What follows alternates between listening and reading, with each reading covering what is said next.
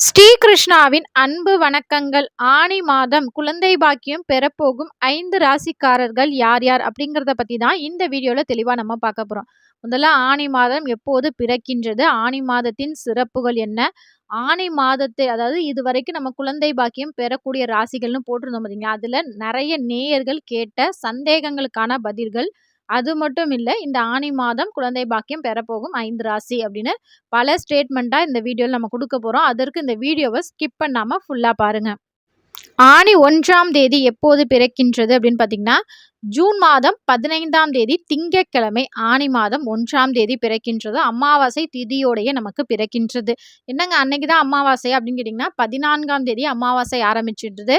ஆனா 15ஆம் தேதி ஆனி 1ஆம் தேதியும் அமாவாசை திதி இருக்கின்றது.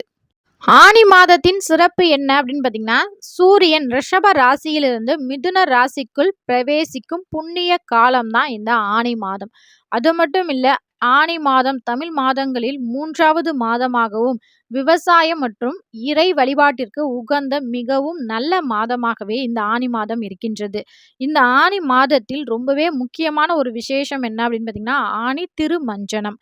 முதல்ல மாதம் மாதம் தமிழ் மாசத்துல மட்டும் நம்ம ஏன் இந்த குழந்தை பாக்கியம் பெறக்கூடிய ராசிகள் அப்படிங்கிற ஒரு வீடியோ குடுக்குறோம் அப்படிங்கிறத தெரிஞ்சுக்குவோம். நம்ம சேனல்ல அந்த வீடியோ நெறைய வியூஸ் போகுது. நம்ம நெனச்சோம்னா, ஆங்கில மாதத்திற்குமே இதே போன்ற பலன்கள் குடுக்க முடியும். ஆனா, அது தமிழ் மாதத்துக்கு மட்டுமே பொருந்தும். அது ஏன் அப்படின்னு பார்த்தீங்கன்னா, சூரியன் 30 நாளைக்கு ஒரு முறை, அதாவது ஒவ்வொரு தமிழ் மாதத்திலயுமே ஒவ்வொரு ராசியும் பிரவேசிக்கிறார். அது மட்டும் இல்ல, மாத கிரகங்கள் அப்படின்னு சொல்லக்கூடிய செவ்வாய், சுக்கிரன் இந்த கிரகங்களுமே புதன் இது போன்ற கிரகங்களுமே மாதத்தில் பாதி நாட்களுக்குள் அல்லது சூரியன் பிரவேசித்ததற்கு பிறகு இந்த கிரகங்களும் அடுத்தடுத்து மாறுபடுகின்றன. இந்த சுப கிரகங்கள் ஒரு ராசியில் எந்த இடத்தில் இருக்கின்றன? இதன் மூலம் அதிர்ஷ்ட வாய்ப்புகள், குழந்தை பாக்கியம் பெறக்கூடிய ராசிகள் யார் யார்? அதன் அடிப்படையில தான் நம்ம இந்த பலன்கள் குடுக்குறோம். அது மட்டும் இல்ல, இப்ப நெறைய பேர் கேட்கறது, எங்களோட ராசிக்கு இது பொருந்துமா? அதாவது கணவனுக்கும், மனைவிக்கும் பொருந்துமா? இல்ல கணவனுக்கு மட்டும் தான் இருக்கணுமா? இது ஆணுக்கா? பெண்ணுக்கா? லக்கணத்துக்கு பொருந்துமா? அப்படின்னு கேட்குறீங்க. இது லக்கணத்திற்கு பொருந்தும். ஆண், பெண் இருபாலருக்கும் இருக்கும்போது அதீத பலன்கள் உடனே கிடைக்கும். அதுவும் லக்கணமும் இந்த ராசிகள்ல இருந்துச்சு அப்படின்னா, கண்டிப்பா கூடிய விரைவில் ஒரு நல்ல பலன்கள் நீங்க எதிர்பார்க்கலாம். ஆனா, இந்த பலன்கள் அனைத்துமே ஒரு 50% தான். மிச்சம் உள்ள 50% உங்களுடைய சுய ஜாதகம், உங்களுடைய தசா புத்தியை பொறுத்து தான் அமையும். ஏன்னா, நம்ம சேனல்ல போன மாசம் நம்ம வீடியோ போட்டதுல ஒரு 8 பேர் குழந்தை பாக்கியம் கிடைத்திருக்கின்றது. அத நினைக்கும்போது எனக்கு ரொம்ப சந்தோஷம். நம்ம வீடியோ பார்க்குற அனைவருக்குமே குழந்தை பாக்கியம் கிடைக்க வேண்டும் என என்னுடைய குலதெய்வத்தையும், என் இஷ்ட தெய்வ முருகப்பெருமானையும் நான் மனதார வேண்டிக் கொள்கிறேன்.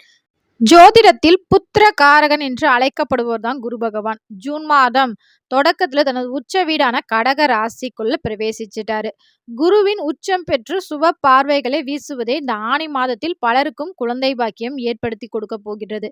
மேலும் ஜூன் 9 நடக்கும் சுக்கிரன் குரு சேர்க்கை மகிழ்ச்சியான யோகத்தையும் ஏற்படுத்துகின்றது. புதன் ஆதித்ய யோகமும் இதற்கு பெரும் பக்கபலமாகவும் அமைகின்றது. இந்த ஆனி மாதத்தில் குழந்தை பாக்கியம் பெறப்போகும் முதல் ராசிக்காரர் யாரு அப்படின்னு பார்த்தீங்கன்னா, மிதுனம் ராசிக்காரர். உங்கள் ராசிக்கு 2ஆம் வீடான குடும்பஸ்தானத்தில் குரு பகவான் உச்சம் பெற்று அமர்கின்றார். அது மட்டும் இல்ல, அங்கிருந்து அவர் உங்கள் ராசியின் 5ஆம் வீடான புத்திரஸ்தானத்தை தனது 9ஆம் பார்வையாக நேராக பார்க்கிறார். அதாவது குரு இருக்கிற இடத்தை விட பார்வைக்கு பலன் அதிகம். அதுவும் 5ஆம் வீடு அப்படிங்கிறது புத்திரஸ்தானத்தை குறிக்கும். அந்த இடத்துல குரு பகவான் உங்களை பார்க்கறதுனால நீண்ட நாட்களாக குழந்தை இல்லாமல் இருந்து உயர் சிகிச்சையில் இருப்பவர்களுக்கும் இந்த ஆனி மாதத்தில் நல்ல செய்தி தேடி வரும். ஒரு சிலருக்கு இயற்கையான முறையிலேயே குழந்தை பாக்கியம் கிடைக்கும் வாய்ப்பு அதிகமாகவே உள்ளது. குடும்பத்தில் புதிய உறுப்பினர் சேர்க்கை இந்த மாதம் ஏற்படும். 2வது ராசிக்காரர் யாரு அப்படின்னு பார்த்தீங்கன்னா, கன்னி ராசிக்காரர். குரு பகவான் உங்கள் ராசிக்கு 11ஆம் வீடான லாபஸ்தானத்தில் உச்சம் பெறுகிறார். அதனால அங்கிருந்து தனது 7ஆம் பார்வையால் உங்கள் ராசியின் 5ஆம் வீடான புத்திரஸ்தானத்தை பார்க்கிறார். இது ரொம்பவே வலுவான பார்வையாகவும் இருக்கின்றது. புத்திரஸ்தானத்தில் குரு நேரடியாக பார்வை கிடைப்பதால் இதுவரை இருந்து வந்த தடைகள் அனைத்தும் விலகும். வம்சம் விருத்தியடையும். மிகச்சிறந்த யோகமான காலமாகவே இந்த காலம் உங்களுக்கு அமைய போகின்றது. இயற்கையான முறையிலே பலர் கன்னிராசிக்காரர்களுக்கும் குழந்தை பாக்கியம் இந்த மாதம் கிடைப்பதற்கான வாய்ப்பு பிரகாசமாகவே இருக்கின்றது. 3வது ராசிக்காரர் யாரு அப்படின்னு பார்த்தீங்கன்னா, விருச்சகம் ராசிக்காரர். குரு பகவான் உங்கள் ராசிக்கு 9ஆம் வீடான பாக்கியஸ்தானத்தில் அமர்ந்து அங்கிருந்து 9ஆம் பார்வையான உங்கள் ராசியின் 5ஆம் வீடான புத்திரஸ்தானத்தை நேரடியாக பார்க்கிறார். விருச்சக ராசிக்கு கடந்த காலத்தில் ஏற்பட்ட கருச்சிதைவு போன்ற மனவேதனைகள் மற்றும் மருத்துவ குறைபாடுகள் இந்த ஆணி மாத கிரக அமைப்பால் முழுமையாக குணமாகும். ஆரோக்கியமான குழந்தை பாக்கியம் நிச்சயம் கூடி வரும். 4வது ராசிக்காரர் யாரு அப்படின்னு பாத்தீங்கன்னா மீனம் ராசிக்காரர். பூர்வ புண்ணிய ஸ்தானம் மற்றும் புத்திரஸ்தானமான 5ஆம் வீட்டிலேயே குரு பகவான் உச்சம் பெற்று அமர்கிறார்.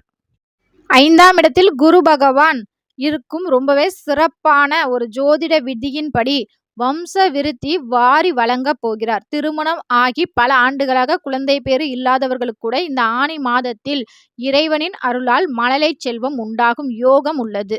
அடுத்ததாக 5வது ராசிக்காரர் யாரு அப்படின்னு பாத்தீங்கன்னா மேஷம் ராசிக்காரர்.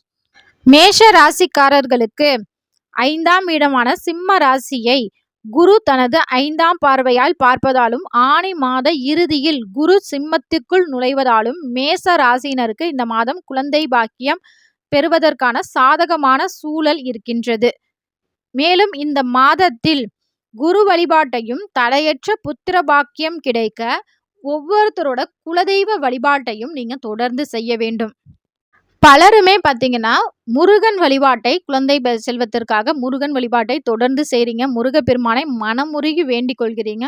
இதுல எந்த ஒரு தவறும் இல்லை. ஆனா உங்க குலதெய்வத்தின் அருள் இருந்தால்தான் முருகப்பெருமான் உங்களுக்கு நீங்க கேட்கும் வரத்தை வாரி வழங்க முடியும்.